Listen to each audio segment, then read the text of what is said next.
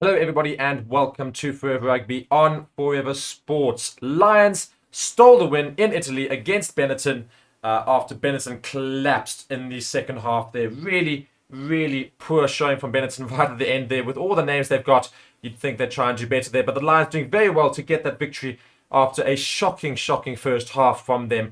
And, of course, keeping their hopes alive in terms of making the playoffs, the Lions, with this win. So a great win for them as well, with a bonus point. And yeah, they'll be sure to be happy as a result of the result of the result, I suppose. Stumbling over the words there, but nonetheless, a great match for the neutral to watch right at the end. Nail-biting stuff for any rugby fan to watch. And if we just go through the game, as I say, it really started quite lackluster, the entire game as a whole.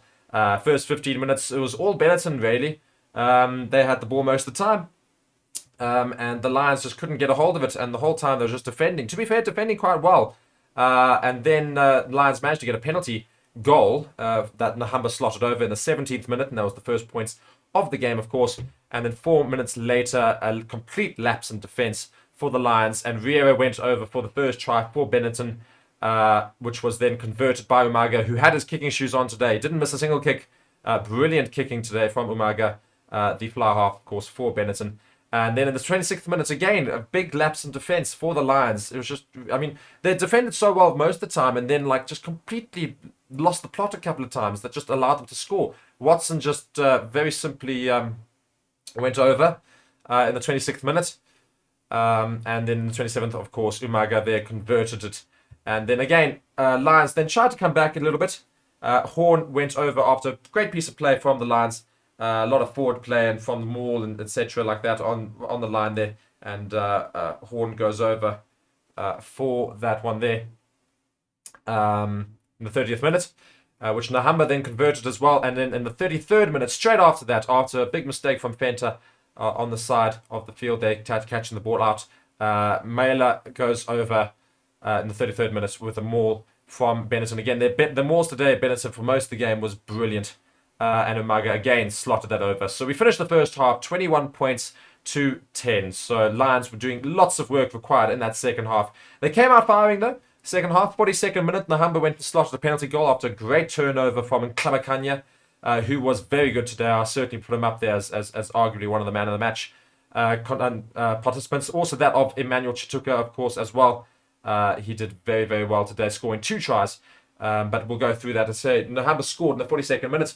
And then in the 48th minute, got a yellow card for a deliberate knock-on right on the line. I think it was a bit of a harsh penalty, but nonetheless, or a harsh call at least, but nonetheless, he did get that yellow card. So Lions were down to 14 men for 10 minutes, but they did not concede any points. But as soon as Nahamba came back onto the field, the Lions were then starting to come back at Benetton for quite a while as well. And I say that, no, they weren't. They basically conceded straight away.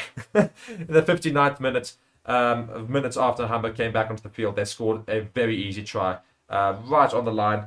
It was a throw-in, line-out move. The Lions just didn't see it, and they just literally walked over. Stowers with the try there, of course, massive unit. Stowers coming off the bench there. And Umaga again converted that one. So at that point, Lions found themselves 28 points to 13. So it really wasn't looking all that great. And then come the 60th minute, Benetton just collapsed. They put on all their new players. A lot of new players came on for both sides.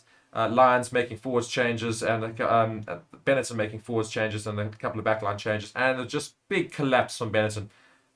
Try scored from Emmanuel Chituka in the 61st minute. It was a really well worked try.